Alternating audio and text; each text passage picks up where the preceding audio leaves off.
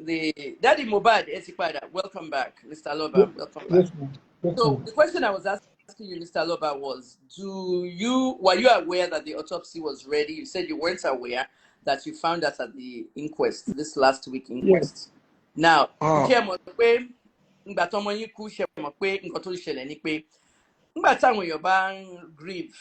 the part of the grieving process is anytime láti máa wo TV, láti máa follow everything.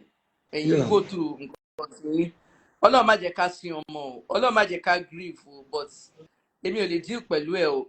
I won't even be on social media for a long time. But èmi sọ fún yín sí pé nígbà tí wọ́n ṣe autopsy Mohbad, nígbà tí wọ́n exhume Mohbad, tí wọ́n gbé body ẹ̀ jáde nínú grave. Autopsy yẹn ti ready láti 21st of September. Nigerian police they announced it. Already Benjamin Hundeyin announced it. The autopsy is ready. We're waiting for the toxicology test. More than tweets under Hundeyin money that would take 6 weeks. Only yes. Oh, so for Michael won't be toxicology test law abroad. But autopsy yẹn jáde. Nígbà autopsy yẹn jáde. Wọ́n lè release it. Mr. Loba share wo police press conference. No. Share wo press conference ọlọ́pàá ṣe. No ma. No. Okay. Lórí press conference ẹ ti miss out on a lot. Àwọn tó lè ti interview yín share mind ti bá bí yín. Ṣé interview mi yàtọ̀ sí gbogbo àwọn other ones tẹ́ ti ṣe? Ó yàtọ̀. Ó yàtọ̀ because àwọn kankan wà tẹ́ kẹ́ mọ̀ tẹ́ mọ̀. Bí media sharing nìyẹn, oníkálukú fẹ́ pawó one way or the other so that the readers and the listeners can see. Àwọn questions jẹ́ káwọn aláròyé, àwọn TVC, our bigger platforms, wọ́n máa bí yín, wọ́n ti bí yín. I'm hearing for the first time that this man he never heard the announcement that his son's autopsy was ready on 21st of September, but they were waiting for a toxicology test. This man knows that the phone is with Wunmi and nobody has said anything about the phone. Neither has the police said anything about the phone. There's a lot of things that this man is supposed to know, and they are basically suppressing him so that he doesn't know these things. But when you tell Josie, Mr. Loba will check by okay? You have got Josie Lenu and Kokolori live me. Check what going to go. Timba really got nonsense. Don't pay Mr. Loba ni Josie. People say why? Mr. Loba is 60 years old. No ma. Okay. I'm 57. Ma let's pay me. Last but Motirin. Salemi not think paying because that is the way I was taught. America ni moti dagba. If you go to southern United States, Georgia, Alabama, sir, ma'am, everybody, both your kekere baby. So Emma Lori live me. If I hear anybody calling this man Josie is not for you. It's for his wife. His ex-wife. I used to respect many people, even it's my junior. So exactly. Small people on Instagram. One kick by Josie. Only funny. And Sherry. And you be 37 years old. Mo be 33. Mo be 24. And pay your to be 27. Josie. Who is this one? Tony Josie killer. I'm taking you right off the thing. And you pay no then. Put the same guy. I've removed that Aloma Jidena whatever. You call him Mr. Loba, Daddy Mohbad, Mohbad's dad, Baba Imole. If I hear any Joseph from your mouth, you are removed from this life. So I take him as Sorolo Peluin. I won't go come and take Latimo. But because of the system of grief, people don't have time. That's why you have people like Adeshoga. You have people who are supposed to support you to help you compile things together. And when lawyers know they want be. And me my colleagues send a lorry WhatsApp him. I won't cut my bill lawyer. You said you have requested a copy of the autopsy. The copy of the autopsy needs to be in your hand. If you are going to another pathologist, the face independent autopsy. So help me another person no match autopsy. Let's so worry because for single cause of death. Olórí kan wà ní Nigeria now, but ikú tí bá me kú, èmi gan sunkún ni for days. Ikú tó bìnrin yẹn dẹ̀ kú, many people lè wọ́n ti ẹ̀ mọ̀, ṣé mọ̀ bẹ́ẹ̀. Ọmọ olórin yẹn bígbà tó ya wèrè ni now. Ó ya wèrè ni. Gbogbo life turn upside down. Tí ó bá kí ṣoore tó bìnrin yẹn dẹ̀ ti ṣe fáwọn èèyàn, kò ní ṣerú funeral bẹ̀rẹ̀ fún yẹ. wọ́n dáṣọ wọ́n ṣe party wọ́n ṣe gbogbo ẹ̀ fún ìyá yẹn because wọ́n celebrate life ìyá yẹn ni. But the death she died was so bad. And in the journalism field, we are not supposed to ask a cause of death if the family decides to go private with it. That's the only time it's the cause of death. Because families in America, please, we need some privacy. The family needs privacy. So don't come asking for the cause of death. The family must be privacy, cross line. It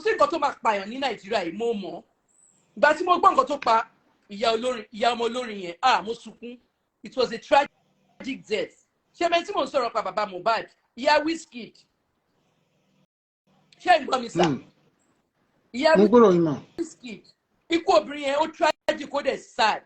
That's why Wizkid has been just so upset about his mother's death. Online. Mean anything to Wizkid more. Life becomes empty when you are dealing through grief. Some of you are asking me, please tell us. You want to know why Wizkid's mother died? You don't talk. Not about to talk for you, and Mama prevent journalists from talking. You need CFM or everything. But everybody has a cause of death. Only Moshe gave you Wizkid example here. Everybody only cause of death. Everybody. Everybody. Thomas Africa ma jẹ nǹkan mọ́ go ma pa yín ẹ ma ní cancer gbogbo ẹ̀ kí lẹ máa ń sọ nǹkan kan ṣáà ló máa pa mí. I'm enjoying myself. Nǹkan kan ló máa pa mí, nǹkan kan ló máa pa mí. Àwa mọ̀ nǹkan tó pa Mohbad.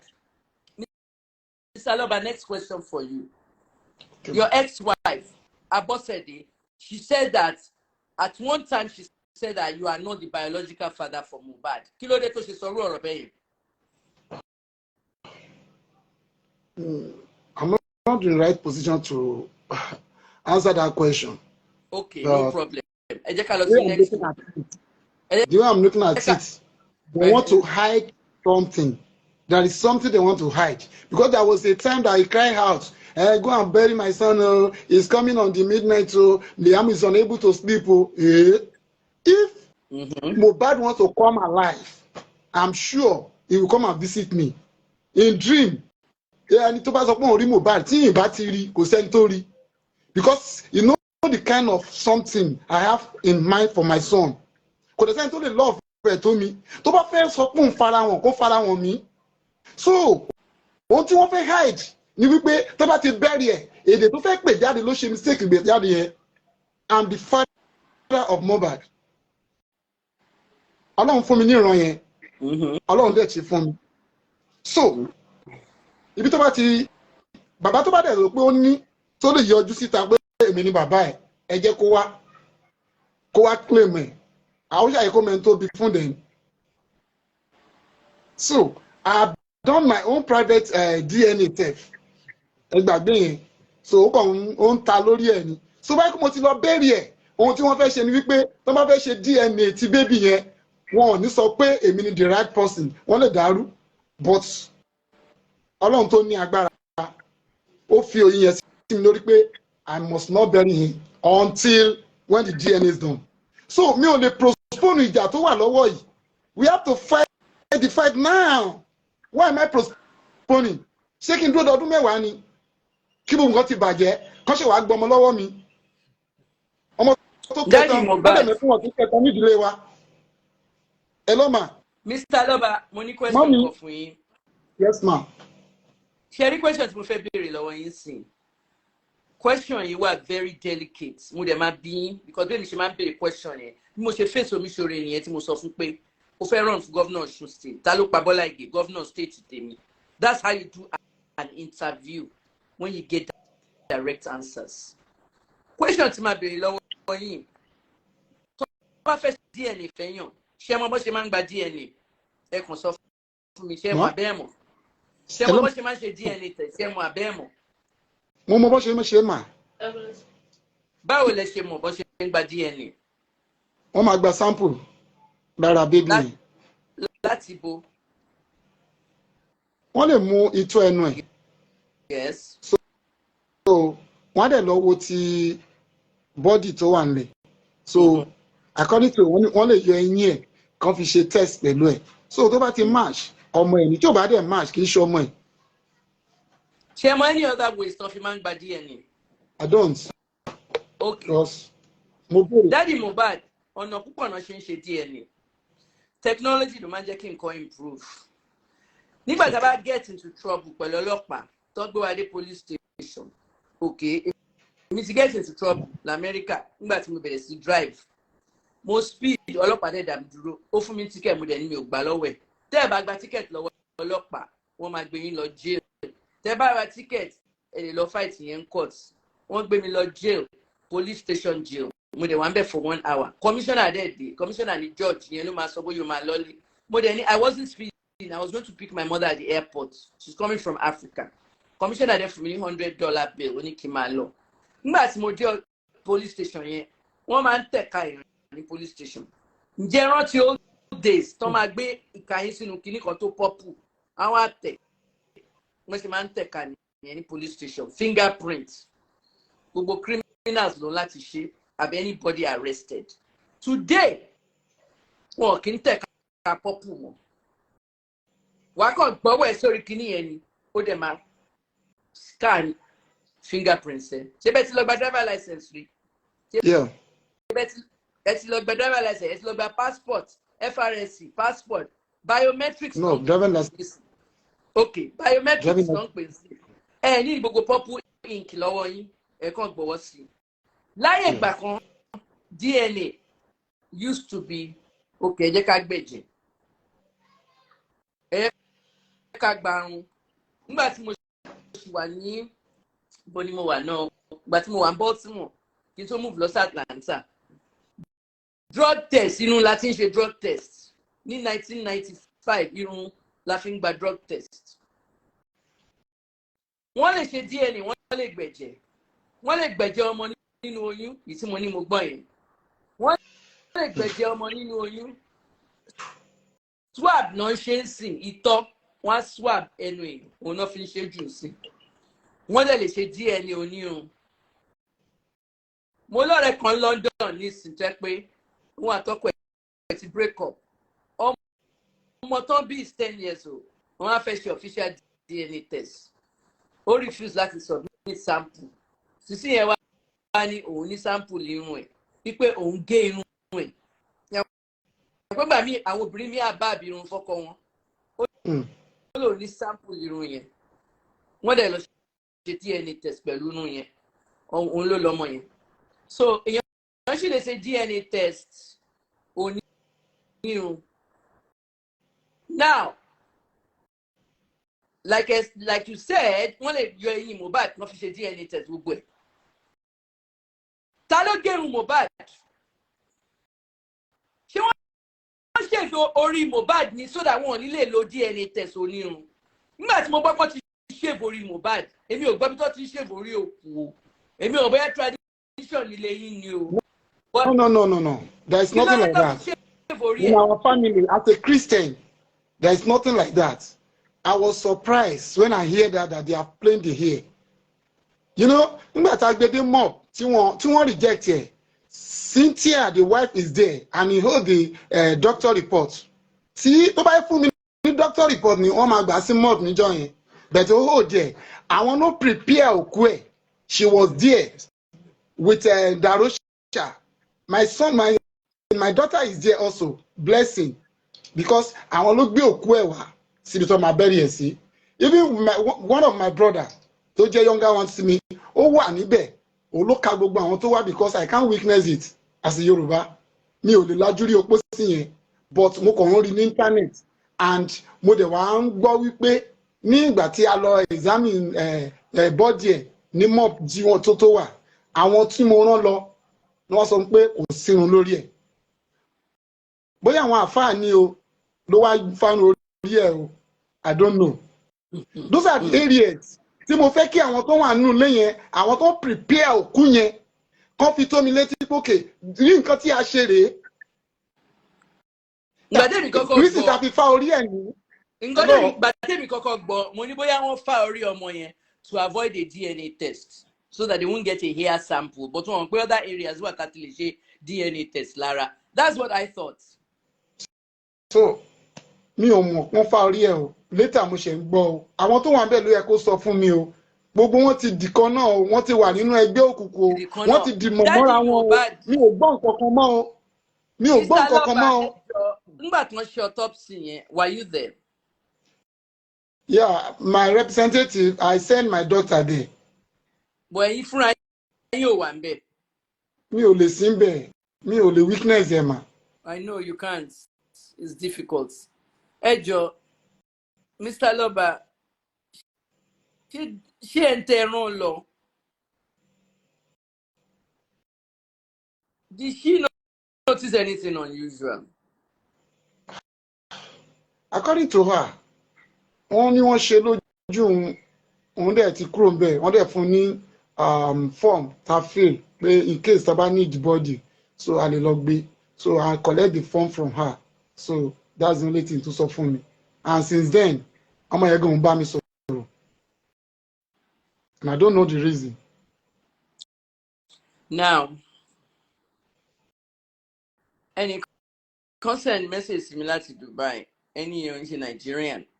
Wọ́n ní láti ìgbà tí Wunmi ti lóyún náà ti suspect pẹ̀lú mi ló lọ́mọ. Wọ́n náà take DNA test in vitro nínú oyún, wọ́n dẹ̀ send it to be tested in Dubai. I don't know how the test got to Dubai. Nobody must ask me. It's the same way the government said they send their own to America. Wọ́n wá ní pé Sam Larry ló lọ́mọ.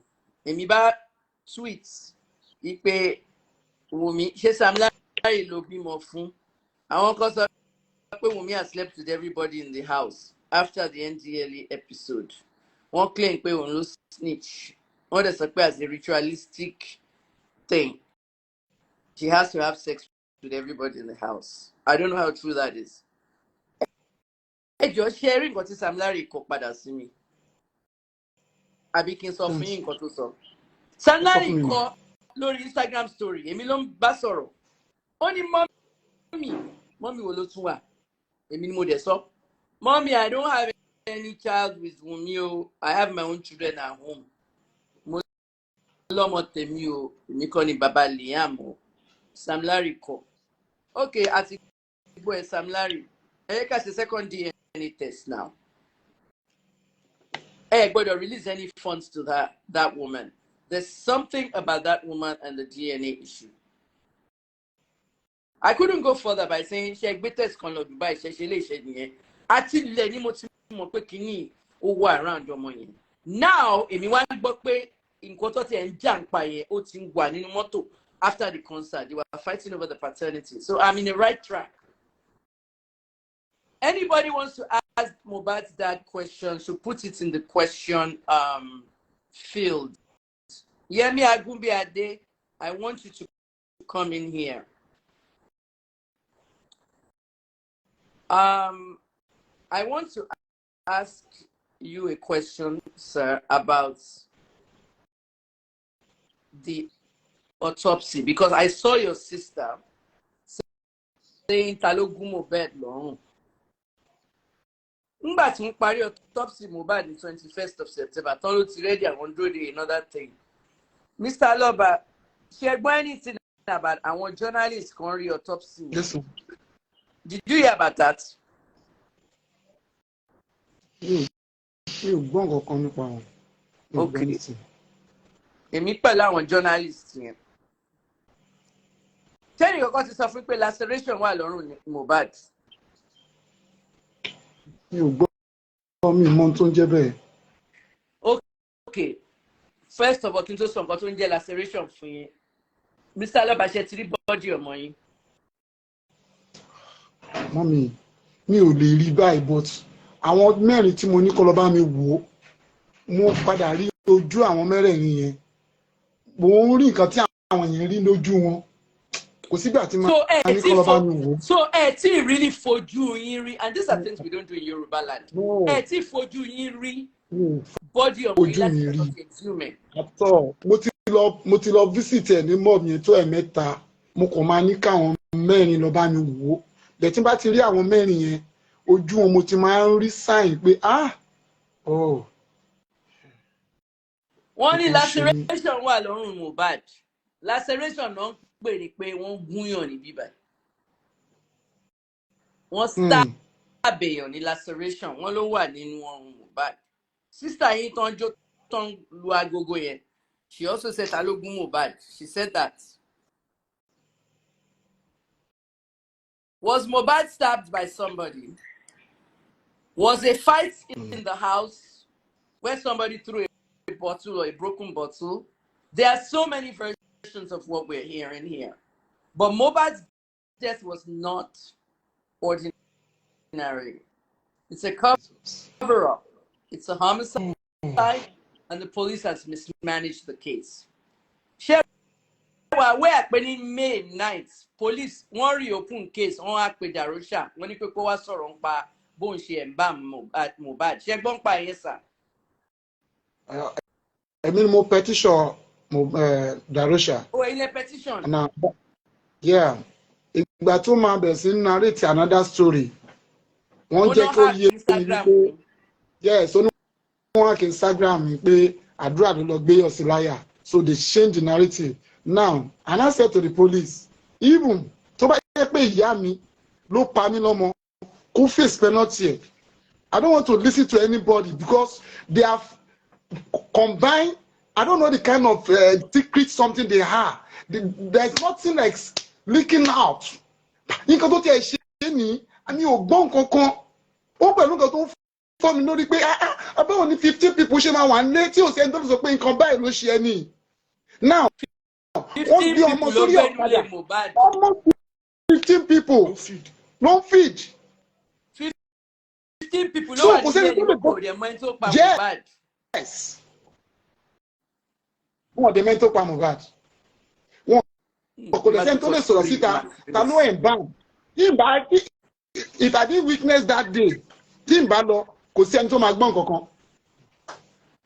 Kò sí ẹni tó máa gbọ́ nǹkan kan. Kí ló wà? Kí ló hide? There is something. A lot of some journalists saw that autopsy and it leaked, and they said Mohbad had a laceration to his neck. At that point, let me say, she wanted test DNA níbi neck yẹn, ẹnìkan fi nǹkan gún lọ́rùn, kí náà fi gún lọ́rùn, ṣé fork ni, ṣé knife ni, ṣé gbogbo ẹ̀ ni. But Mohbad, ikú tí Mohbad kú kì í ṣe kú injury ọwọ́ kankan, wọ́n pa ni o.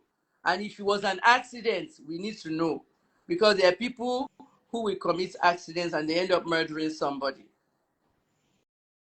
A lot of the stuff you're not supposed to see it, because in Yoruba tradition,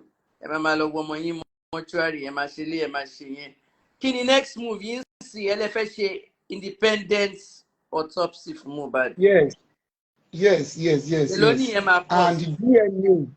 the DNA. Hey, DNA is the motive. Ohun tí mò ń tọ́ka sí. Tí bàtà bá ti ń dún lójú kan, ó ṣe tán tó fẹ́ ya ni. DNA. Wọ́n fẹ́ fi DNA. Wọ́n fẹ́ gbowó lọ́wọ́ Malian music. Wọ́n dẹ̀ fẹ́ gbowó lọ́wọ́ modernization music. You know, ẹ jẹ́ kí n bí ní nǹkan sá. Ẹ máa need lawyers. There are so many lawyers. There are probate lawyers. I've informed my lawyers. Yes, I'm using this time now to invite all the lawyers that wanted to help me, because yes, I'm just standing alone. Mr. Loba, one thing you talk back with. I need probate lawyer, I need the I need the Emi gone, mo ṣe wà nsin, information to fẹ́ kó fún yín, and láti ní gbogbo documents ọmọ yín, everything that belongs to him. We don't know tomorrow. Now, Mori Eba Bukky Jesse show. I will get to Bukky Jesse in a minute. One day she go fund me. A fair is over for legal fees, right? She go fund me. Yes, ma'am. Ibo let to think about my dad for legal fees. Because some of these lawyers are not going to be free. Our lawyer yes. Free. We are using that go for me. Yes. Courts. Because I Mohbad si wa lọ́wọ́ Naira Marley, àwọn kan ṣì máa wà ńbẹ̀, I didn't have access to that. I didn't have access to that. So that is why I'm begging the whole world to support me on concerning that GoFundMe, so that I can be able to pay the legal fee. Yes, ma'am. Oluwasegun. Ma, I'm Siva. Send me the GoFundMe at the account number ibi tó máa send owó sí. Ṣùgbọ́n. Okay. tẹ̀yẹn sí WhatsApp fún mi sìn so that má ti parí show yìí mo máa edit interview yìí the first part and the second part sí little bits and pieces YouTube àwọn kan máa wọ YouTube àwọn kan máa wọ Twitter gbogbo ẹ̀ so máa bá yín polówó GoFundMe yẹn káwọn èèyàn dáwó sí because legal fees gbogbo èèyàn Mr. Laba gbogbo èèyàn kan ló máa ṣe pro bono fún yín o ṣé mọ̀ bẹ́ẹ̀ gbogbo èèyàn kan ló máa ṣe pro bono àwọn human rights lawyer ló máa fẹ́ ṣe pro bono but this time tẹ́ pé ẹ máa need àwọn other lawyers especially like I said the probate lawyers are there to represent an estate. The estate of Mohbad should really be in your hands now because for some of baby ni so tó bá ṣe DNA tó wá sọ pé Mohbad kọ́ ló lọ́mọ end of story tó yẹ pé Mohbad ló lọ́mọ Naira Marley might gbé some of that money sínú trust fund ni until tọ́mọ bá pé 18 and some of the monies tó wà ńbẹ̀ tí Naira Marley bá fẹ́ fún family members okay ó lè ní daddy ẹ wá gbowó báyìí o but ó lè tún ní everybody lọ probate court tó bá máa lọ probate court wá gbé probate lawyer dání owó dẹ̀ ní gbogbo ẹ̀ so send mi ní kíní yẹn Olúwaṣọ̀gá send mi ní GoFundMe account gbogbo every avenue tẹ́tí fẹ́ kàn dáwó fún yín màá bá yín promote under the documentary under the everything mo máa kọ article kan sà fún àwọn music magazines tí mo fẹ́ kí awareness Mohbad high because àwọn tó láwọn gbé DNA tó gbé autopsy lọ abroad wọ́n ṣera wọn ni o because abroad yẹn gan lèmi ti train and there are two things I'm looking at right now Mr.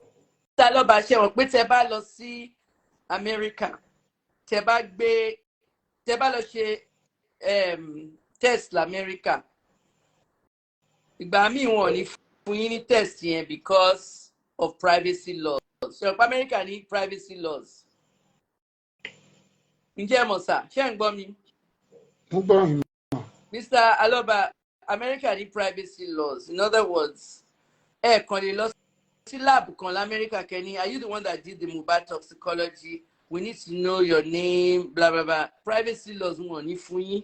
Èmi dẹ̀ feel that that's part of the cover-up, in my own opinion. And that's why they said they took it to America. If I ask them where's the lab they took it to, they can't give us that information. They can't give us that name. So this is why the American media needs to be aware, okay, of this. GoFundMe at Baba's account. Esha send the same me. Abayi Polowe. Facebook me is reaching 5 million, 600 and something thousand. Low and but reach me high gone. Abayi Polowe. I want Facebook going to Wobby by. You know, bloggers are here to cut and join the story to insult this man. Ifunaya, don't worry about them. Brekete is different. I'm not working with any media outfit. This is my own media outlet. I have my own. It's Kemi Talks Media. And I wanted to interview Mr. Loba because I needed to hear the pain of what he's going through. To know that this man has not even seen Mohbad's body, it really hurts me. He hasn't seen Mohbad's body since Mohbad was exhumed. And he won't give up until we have a cause of death. With Sylvester Oromoni, we had a cause of death, pneumonia, which was secondary to sepsis and everything else. Okay, but talo neglected, babe no so neglected. Ele yato, talo pa Mohbad. Kí ló dé tí ọlọ́pàá ò tí mú phone lọ́wọ́ Wunmi? Mr. Loba, kí ni ó dé tí ọlọ́pàá ò tí gba phone lọ́wọ́ Wunmi? Ṣó parọ́ pé òun kọ́ ló ní phone ni? Wunmi ṣó ń gbọ́ mi? Mo sure òun wo program yìí. Okay, since I pè Kàrímọ́ tó pè mí yẹn. Mr. Loba Kàrímọ́ pè mí nígbà tí kìíní ìṣẹ̀ṣẹ̀ ṣẹlẹ̀. Ó pè mí lórí Nigerian line. Ó bẹ̀rẹ̀ sí ṣe pé mo gbé pè yẹn right back to her. Kí ni Kàrímọ́ sọ fún yín? Ṣó bá yín sọ̀rọ̀? Ṣó ń bẹ̀ yín pé òun sorry? Àrí nǹkan tó post. Ó post pé òun sorry, but sorry yẹn ò acceptable. Because mi ò bá sọ̀rọ̀ mi láyé mi, mi ò rí rí, mi ò gbọ́hùn ẹ̀ rí, mi ò mọ̀ rí, and he was framed a lot of lies against me. Ọlọ́run máa dá fún o. Àdàbí tó bá yẹ pé mo mọ̀ rí, àbàbí tó bá tẹ̀ bá mi sọ̀rọ̀ rí, mi ò rí irú irọ́ bẹ́ẹ̀ rí láyé mi. I was unable to go out. Ebi dẹ̀ pa mí mo lè jáde síta, wọ́n bá pa mí síta ni. Bí bàbá yìí ló pa ọmọ ẹ̀, wọ́n ti fún mi lówó. Wrong narrative to me. Now, one to inform another one thing. One of me more pósí, èmi ni mo share ọ̀nà sínú pósí. Now, one ní mi ò tiẹ̀ gbé ya mob rárá. Ṣebí date tí a gbé wọ mob ó wà níbẹ̀. Ṣebí wọ́n dẹ̀ máa ní camera ní general hospital. Ẹni tó bá fẹ́ parọ́ wọn sọ pé lẹ́ẹ̀rí òun wà lọ́rùn náà. Gbogbo tí mò ń sọ ló ní dé. Ẹ jẹ́ kí n wá bí nípa mọ́ọ̀gì yẹn, Mr. Loba. My own investigation showed that what they did to your son. One in Mama Mohbad, Mama Wumi is a former police officer. And Ikoni Aja police station. Ejo, Ajale Migbeo. Moje were very instrumental to what changed in Aja. Because one lawyer obirin kon, one de pa one innocent man. The two deaths, I was one of the community leaders that spoke out highly with the police on these. So we agree with the police that they switch everybody out of Aja. One change the entire Aja police station. Punch story. Investigation pé sachet alcohol àwọn ọlọ́pàá mú during work hours. Àwọn hour trigger happy wọ́n máa shoot kiri. So mo ti kúrò lájà mo ti kúrò Nigeria, but wọ́n ní ìyá Wùmí ní influence with that police report thing. They did not want to give you a police report because wọ́n fẹ́ kẹ́ lọ sin ọmọ yẹn fast. In order to cover up àwọn medications tó fi rig ara Mohbad. Nǹkan tẹ́mi find in investigation mi nìyẹn. Ṣé you are aware of something like that? Pé nǹkan tó ṣe fún yín ní police report tẹ́ máa gbé lọ sí mortuary. She will say she's with me there. It is because they did not want you to know the cocktail of drugs tó ti rig Mohbad with. Wọ́n á lè gbọ́mọ yẹn lọ síbi kan lọ sí lálẹ́. Àwọn tó dẹ̀ wà ní neighborhood yẹn lè sí lálẹ́ kẹ́ padà wá láàárọ̀. They wanted to bury the cocktail of drugs. Hello ma. Darusha is the one that called the ambulance on that night. When he called the ambulance, we make arrangements. Okay, you are going to mob, which is Ikorodu mortuary. Now, nígbà tí ambulance dé Ikorodu mortuary, ó jẹ́ ká mọ̀ wípé ibi tí nígbà tí wọ́n gba body lọ́wọ́ wa. Mo bẹ̀ sí sunkún pé ìbáwọ̀ ẹ fẹ́ gbé ẹ lè gbé body sílẹ̀, wọ́n ní a gbọ́dọ̀ wá ambulance mi pé ibi táwọn program ní Ìkòròdú wọ́n dẹ̀ ti débi tí àwọn pinnu sí. Now wọ́n wá turn back. Anati pé another ambulance which is Daroja. Ó call ambulance yẹn wọ́n ní wọ́n máa exchange sínú ambulance mi. Wọ́n exchange on my present. Okay, ẹ jẹ́ kí mi máa lọ. On that midnight, around 3 o'clock. So, okay, then Balo, arrange everything, the cup and some other things. So, Yakora, you are with 2 million naira. Ti Olori to send to Koa. Davido on that night. Me le gbowo because only manager. Omoku owo le wan ko fe so pe fe ko fún mi. No, give it to the PA so that have that confidence to tell him that do this and do that because I know there is money with him. That is how I left that feed. Mi ò tún lè fojú weakness oposi gẹ́gẹ́ bí ọmọ Yorùbá. I was in that area but not in that event. I mean ori mi color oposi mi ò rí. Not until tí mo dé media. Not until tí wọ́n lọ visit mob mo ṣe mọ̀ pé wọ́n ti fa orí ẹ̀. So, wọ́n dẹ̀ ń parọ́. Èmi ni mo lọ ra pósí, èmi ni mo lọ ra ṣìkìní, wọ́n ní mi ti ẹgbẹ́yà ní mob, wọ́n ní mi ìgbéyà ní police station. So, gbọ́dọ̀ tí wọ́n pa nìyẹn. And that's the reason. In concept we detect from that was the fact that they wanted to cover up the drugs they rigged him with. Yeah, so, a lot of things. In tó wá ṣẹlẹ̀ ibi tọ́lọ̀ ti ṣe ìkà fún wọn ni pé nígbà tán bury Mohbad, saying you were forced to bury Mohbad. I saw a lot of people abusing you that why did you rush to bury Mohbad when other people were trying to cover up everything. Tell your bad stop Ọlọ́pàá from giving you a police report. Kẹgbẹ́ yẹn lọ sí mọ́ọ̀gù. Wọ́n fẹ́ kẹ́ tètè lọ sí ni now. But tán wá sí tán exhume làwa ṣẹ̀ṣẹ̀ mọ̀ pé nurse kan gun ní this and that. Ẹ wo àwọn oògùn tí nurse yẹn gun Mohbad. Ẹ jẹ́ ká sọ̀rọ̀ nípa àwọn oògùn yẹn. Pharmacist lèmi as well as a journalist as well as a public relations specialist. Nǹkan mẹ́ta ni mo kà Mr. Loba. First class degrees ni mo gbà ní mẹ́tẹ̀ẹ̀ta. Kò sí ẹnì kankan ní Nàìjíríà. Mi ò fẹ́ sọ pé ẹnì kankan kò sí obìnrin kankan ní Nàìjíríà tó ní 3 first class degrees. Èmi nìkan ni mo ní. Mo jẹ́ really proud ara mi of my education. But in the cause of the drug stuff mohbad ṣé anybody tó láyé yín àwọn oògùn tán rí nínú system mohbad? Did anybody explain it to you? No. Ẹ jẹ́ kí èmi wá explain ẹ̀ sí yín sìn. Ṣé rí àwọn oògùn tán fún mohbad? Mo máa ń teach ní one small media school, journalism school. Mo fi kọ́ àwọn students mi, mo dẹ̀ máa pull it out nsìn. Àwọn oògùn tán fún mohbad was àwọn oògùn tẹ́ pé ní America you will have to go to a doctor to prescribe them. Generally, Mr. Loba, many of the drugs that found when you're in Nigeria are called anyhow, l'America. Unless Loba doctor, it's an ordinary flagyl. Oh, the flagyl Doba losi pharmacy. Unless Loba doctor, to my phone anyway, to my figure flagyl. Now, ẹ ṣé o ẹ̀yin tẹ́ ń gbàdúrà fún mi. No weapon shall form against you, Dr. Kemi. Ẹ ṣé o ẹ̀yin èèyàn. Ẹ jọ̀ọ́ ẹ bá mi dáwó fún bàbá mohbad. Tí n bá ti ṣe show tán mo máa post àwọn links yẹn sórí àwọn videos yìí because this is one of my investigations. This video is not going to be archived. It's going to be out there for everybody to watch so that when I get the international media to come and see this, they can hear and see everything well. Àwọn list oògùn yẹn mo fẹ́ explain ẹ̀ fún yín sìn.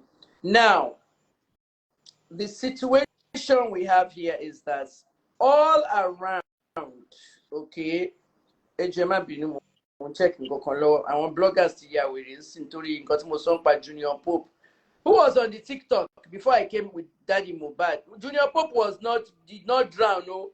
Wọ́n pa ni o. Junior Pope was killed. He was murdered. They tossed him aboard. Ọlọ́run máa ṣí gbogbo wọn. Ọlọ́run máa ṣí gbogbo wọn ni.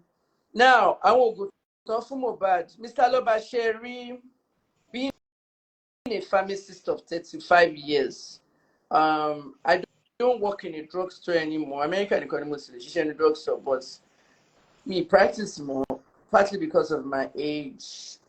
But this is October 2023. Be auxiliary nurse. Àwọn oògùn tó bring fún mohbad was a very bad combination of drugs. Only way to ṣe láti fún ní àwọn oògùn yẹn, but she didn't do that because kò yẹ kó máa gbogbo kíní in my sense, everything is coming to you and that was up. She's not supposed to be doing this on her own. Our nurse kan wà tó máa ń pè ní auxiliary nurse. Auxiliary nurses wọ́n máa ń ṣiṣẹ́ pẹ̀lú àwọn registered nurses. Nurse àgbà kan láti supervise wọn. Ṣé ti get sir? Yeah. Fèyíṣà Oyèdèǹgbé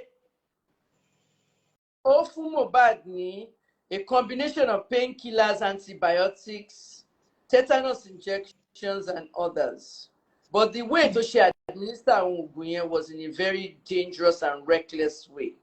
One of the medications to cause mohbad láti bẹ̀rẹ̀ sí convulse, which ultimately killed him, quote unquote, we're not sure, because of death. Oògùn tó jẹ́ kí mohbad bẹ̀rẹ̀ sí convulse. Fídíò tán láwọn yà nínú mọ́tò tí Wùmí wà lẹ́yìn pẹ̀lú nurse. Táwọn boys kan wà níwájú tó ń sunkún pé mohbad ti kú. Ẹ jọ̀ọ́ ṣé wo fídíò yẹn sà. Mo rí yẹn náà. Ẹ rí yẹn. Nígbà tí ẹ rí fídíò yẹn, ṣé ẹ rí ọrùn ọmọ yín tó move? Yeah. Ìyẹn náà pè ní spasm. Nígbà tọ́rùn ẹ̀ move, tí spasm show, àwọn ò mọ̀ pé spasm yẹn máa show. Kí náà ṣe wọ́n stop camera? Ṣé notice wọ́n stop camera? Yeah. Okay. Torí wọn ò mọ̀ bóyá ó ti kú tán, wọ́n ti pa ó, wọn ò mọ̀ bóyá ó ti kú tán, ó wá ní spasm, wọ́n sáré cut camera. Àwọn ọmọ mẹ́ta tó wà nínú mọ́tò yẹn, they still need to be arrested. They all still need to be arrested. Everybody in the house.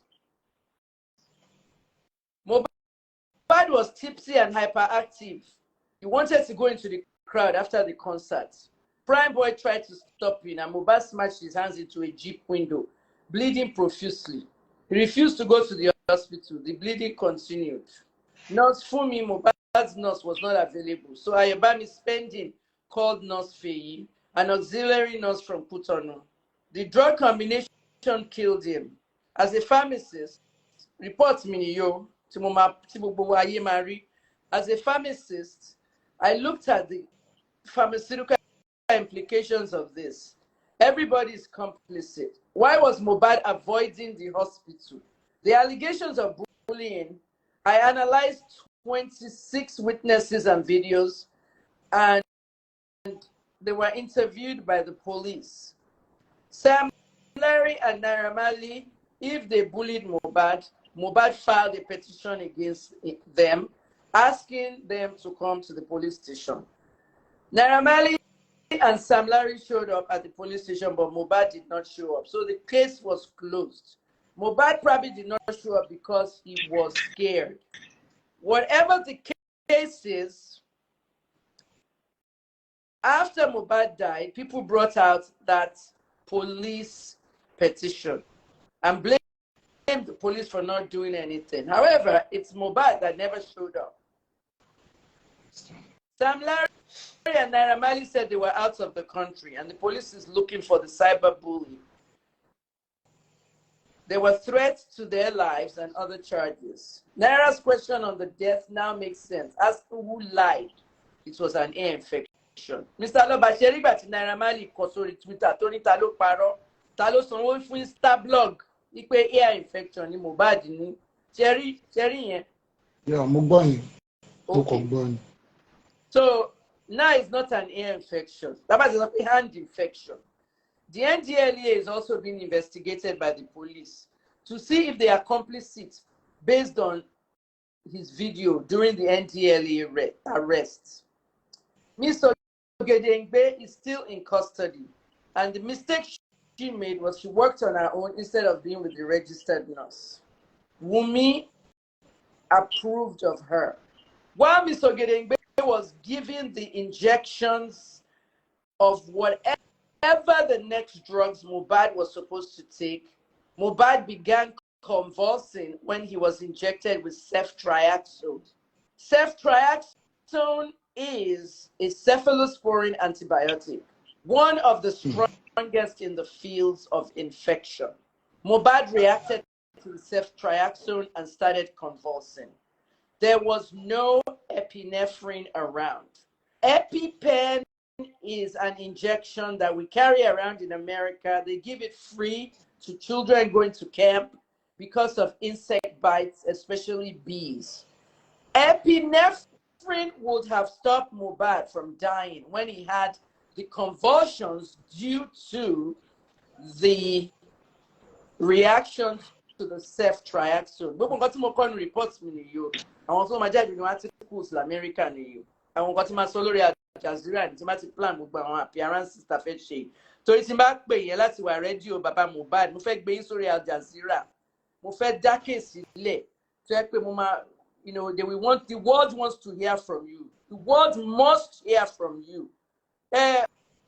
Olúṣọ̀gá. Yes, I'm with you. Mo fẹ́ kó lọ ṣe authentic pages fún bàbá Mohbad. Tí máa ní authentic pages. Instagram, TikTok, ṣó ti get. Tẹ́ bá ní Facebook ta ní yẹn náà wà okay. But ṣe àwọn authentic pages. Wà wá bẹ̀rẹ̀ sí document everything fún wọn. Ṣó ti get. Okay. So that tí máa ti pé international media wọlé. Àwọn èèyàn á lè follow bàbá Mohbad ní àwọn pages yẹn, especially TikTok and Instagram. Àwọn èèyàn á lè follow wọn, foreigners from America and other countries, Canada. They will be able to, so tẹ́ bá tó máa ti dé page yẹn, àwọn kìíní tí máa kó fún ẹ̀yìn, gbogbo àwọn tweets àtàwọn nǹkan tí mo cover yìí, you will be able to put these things out. Káwọn èèyàn rí, you know what I mean? The more tí case bá wọ international realm, the more táwọn èèyàn máa dáwó. Àwọn ọmọ tó ń lọ ṣe EndSARS tó ń lọ gbé EndSARS wọ títì nígbà táwa ti lọ bẹ àwọn ọlọ́pàá pé ká agree lórí 545 wọ́n lọ monetize EndSARS wọ́n gbé lórí títì gbogbo ẹ̀dí riot gbogbo ẹ̀ Twitter ló bá wọn polówó account number wọn àti Bitcoin wọ́n pawó. So donation ten why you will get more people around the world who are sympathetic to the death of this boy. Àwọn abroad people á dẹ̀ donate fún yín. So lọ authenticate àwọn pages yìí. send our links here. See me, you send the real handles to me. Okay, the real handles of Mohbad's father. Is he on Twitter? Is he on X? Not yet. But he X is on account for Daddy Mohbad because X account for Daddy Mohbad because okay. Omo why Timba fe Twitter space. Timo fe gbe Daddy Mohbad wole o ma viral o. So to get Okay. Twitter space.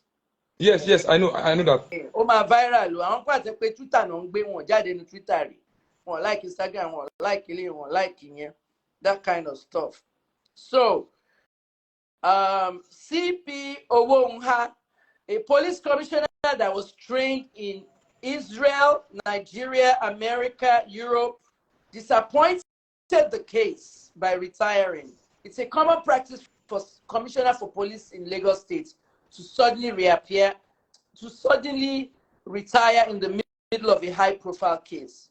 People threatened me. They posted my phone number and my address during the Oromoni case, and CP Ojumosu did nothing. He retired. Owonha has also retired. Miss Feisha Yogenengbe, the auxiliary nurse, was contacted by Mohbad's friend Spending. She is the one that was possibly responsible for Mohbad's death by injecting him with a bad combination of drugs. However, we're not sure at this time until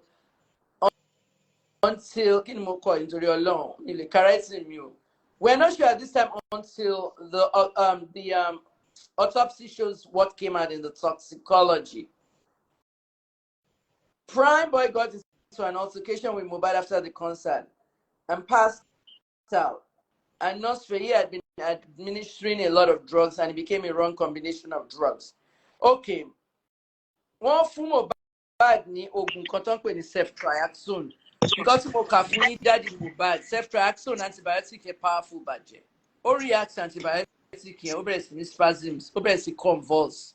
Convulsion yẹn, ogun kan wà tó ń pè ní epinephrine. Tó yẹ pé ní hospital náà wà, tí wọ́n gún Mohbad ní ceftriaxone as an antibiotic láti fi treat infection. Tó yẹ pé ní hospital náà wà, epinephrine láti raise ẹ̀ dé 50%. Ẹ yẹ kí n la yín béèyàn ṣe máa understand, béèyàn ti ẹ̀ kàwé, béèyàn ka pharmacy bí èmi ṣe kà.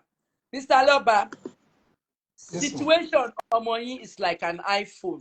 Ṣé mo ti iPhone bá jẹ́ 10%? Ṣé ń gbọ́ mi sà? Tí iPhone bá jẹ́ 10%, ó ti fẹ́ kú nìyẹn náà. Ó lè lọ from 10% lọ 7 to 8. Kí lẹ̀ láti ṣe? Ṣé bẹ́ẹ̀ láti plug ẹ̀ ni? Yes. Tẹ́ bá plug iPhone ní 7%. Tẹ́ jáde tẹ́ lọ fọwọ́ kitchen tẹ́ padà. In 20 minutes, iPhone yẹn wọ 50%. Bí epinephrine ṣe rí nìyẹn lẹ́gbẹ̀ẹ́ antibiotic tó ń gún Mohbad. If they had epinephrine, Mohbad's life they would have been able to revive him into 50% on the battery of life. But they didn't do anything. And the point is, why were they treating him in the house? What he enjoyed? Bigger injury. Ìjà ti ṣẹlẹ̀, ẹnìkan ti gún lọ́rùn. Nǹkan tá fẹ́ mọ̀ nìyẹn. Ẹ demand autopsy right away. We want to see the external autopsy. We want to see the condition of all the organs. Wọ́n sọ pé because liver ó ti melt. Stage tọmọ yín wà is called rigor mortis. Tabaku gbogbo alamadomi, omi ni gbogbo amada in the end. Every organ, kidney, liver, heart, everything melts into water. Stage tọmọ yín wà after 7 days. Wọ́n exhume àwọn èèyàn nínú ní America 4 years. Stage tọmọ yín wà rigor mortis, àrí ẹ̀jẹ̀ kan nínú pósí ẹ̀. Formalin ló wà nínú embalming fluid. Formalin yẹn òun ló máa kọ́kọ́ melt gbogbo àwọn organs yìí. Tí formalin bá ti wọnú ara embalming fluid, ó máa bẹ̀rẹ̀ sí process body, so decay máa bẹ̀rẹ̀. Téèyàn bá lo drugs, Mohbad was tipsy. Mohbad máa ń lo Molly o nígbà tó wà Malian house. Ó dẹ̀ lóun ti wà drug free. Mr. Loba, tí ọmọ yín bá wà lórí Molly lọ́jọ́ concert, wọ́n ló wà tipsy, ó dẹ̀ wà impaired. Wọ́n ló gbé cup dání, nínú cup yẹn bitters, àwọn tó polówó bitters. Káàtẹ̀ sọ pé bitters wà lọ́wọ́ ẹ̀ pẹ̀lú alcohol mixed together pẹ̀lú Molly gan. Ó wá wá tí ó ti mú wo yẹn ṣé àwọn pé drugs máa ń jáde nínú system èèyàn ṣé wà aware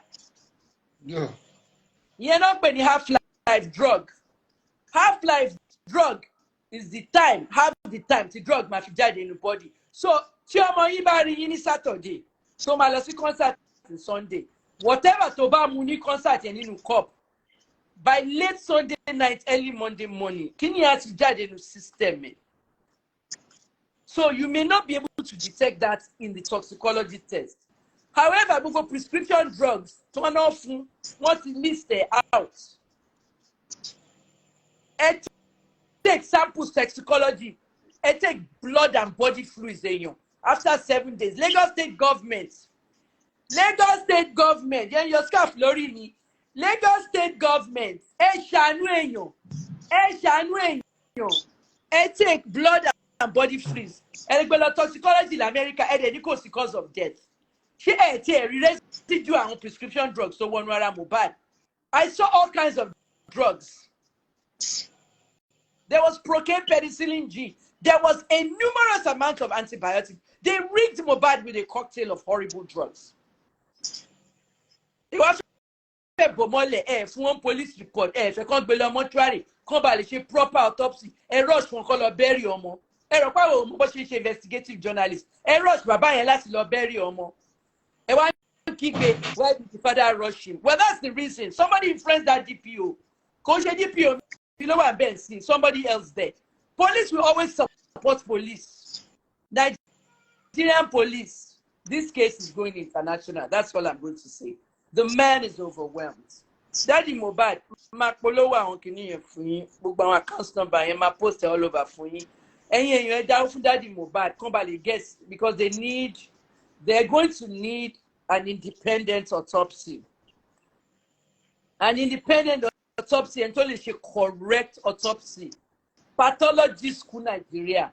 Daddy mohbad, àwọn good pathologists wọ́n wà Nigeria o. UCH. Tó bá náà ṣe autopsy ní ayé University of Ibadan ló monitor UCH. Gbogbo èèyàn tó bá kú ní Ìbàdàn tó bá ti gbé wọn lọ UCH tó bá ti kú tán University of Ibadan anatomy department láti ìgbà tí mo ti kéré ni mo ti máa ń rìn bọ̀ láti school tá a máa kọjá lẹ́gbẹ̀ẹ́ anatomy tá a máa rí òkú lórí table tó ń ṣe autopsy fẹ́rí kan bẹ̀. University of Lagos, they have good pathologists there. There is a cover up there is a cover up bọ́lọ́pàá ṣe cover up fún TB Joshua nìyẹn gbogbo ilẹ̀ wa rí sí lórí BBC tẹ̀ ń kígbe. There is cover up in Nigeria o. Ó ní mo sọ fún yín yẹn. Daddy mohbad, any other thing you would like to tell us? Gbogbo àwọn tí Wùnmí rán wá bíbá àti Wùnmí àti fake accounts. Wùnmí jẹ́ kí n fún ẹ ní ọ̀rọ̀. Tó bá fẹ́ fìyà jẹra ẹ, o lè fìyà jẹra ẹ. Ọmọ tó gbé dání àwọn Nigerians ti ń pọ̀ ọmọ ẹ lọ́mọ àlè. Proof pọ̀ ọmọ ẹ kò fi ṣe ọmọ àlè lọ ṣe DNA test. Okay, ìwọ ló give red flag tó ń jà nítorí DNA ọmọ ẹ. Ìwọ ló ń jà nítorí DNA ọmọ ẹ pẹ̀lú mohbad. Argument DNA ló tún gbé yín wọnú ilé kí lẹ ṣe? Ta ló gún mohbad lọ́rùn? Kí ló ṣẹlẹ̀ sí mohbad? Wunmi, go to the police and confess. Did you throw a showed you broken bottle by mohbad ni?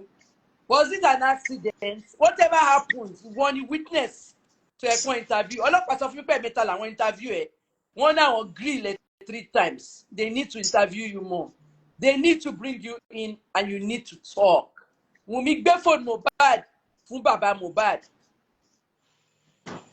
Gbé phone mohbad fún bàbá mohbad. Post no debit wà lórí account mohbad. Kò sẹ́ni tó lè wọnú mobile app. But àwọn kọ̀ọ̀kan wà lórí phone tí ayé gbọ́ o. Tí mohbad sọ pé tí kọ̀ọ̀kan bá ṣe ohun tó bá pa òun, gbogbo owó lẹ ti yá lọ́wọ́ ẹ̀ dá padà. The boy predicted his own death and I'm angry right now. The man is frustrated. Nǹkan tí mo fẹ́ lórí interview, I even got more. To know that Mr. Lover did not even see the child's body. I mean, I know it can be very difficult, but this man has not even seen his child's dead body since they exhumed it because it's not normal. Nobody does it. Ọlọ́run á wà pẹ̀lú yín Mr. Lover. Ẹ láti to keep talking. Keep talking. You must keep talking. You must not let anything quiet. You have to keep talking. You have to fight for your child. Because you won't get justice if you stop talking. But when you support Wunmi, Wunmi has done many things that is unusual. If it's the wife of Mohbad, it's supposed to talk to the police more about this case. He's supposed to talk to the police about the paternity of his son.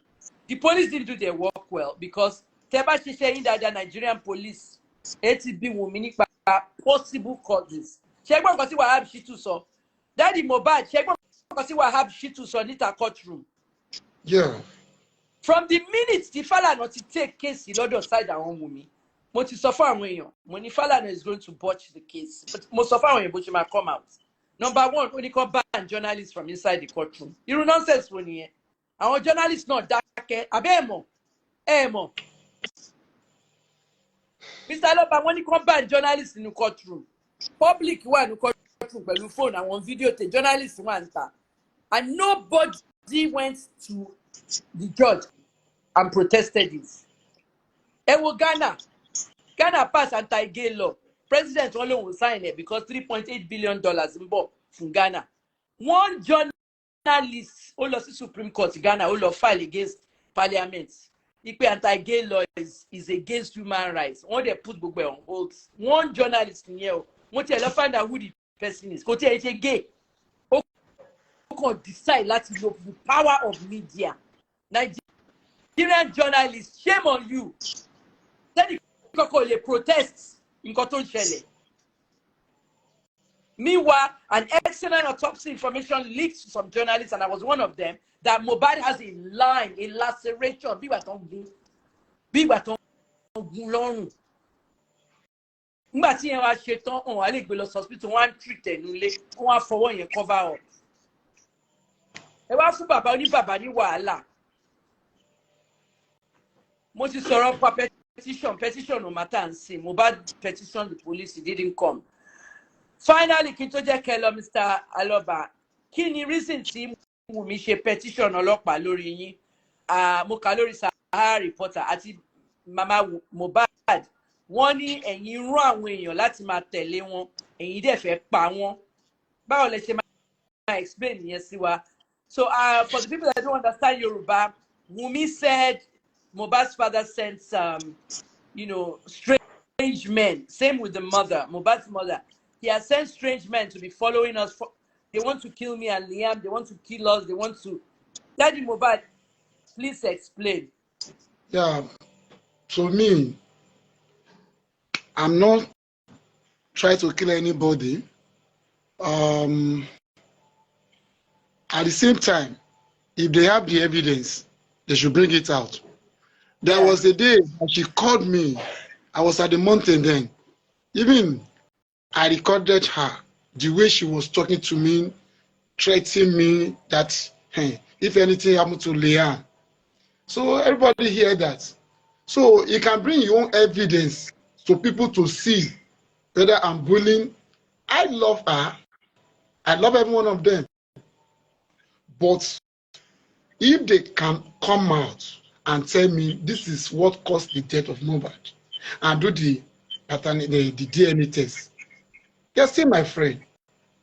So I did not bully anybody. I did not send anybody to anyone. I'm saying it boldly. I didn't send anybody work, even a blogger, to work for me. Nobody. Everybody work for his own aspect. But so far I'm hearing the name of my son through them. I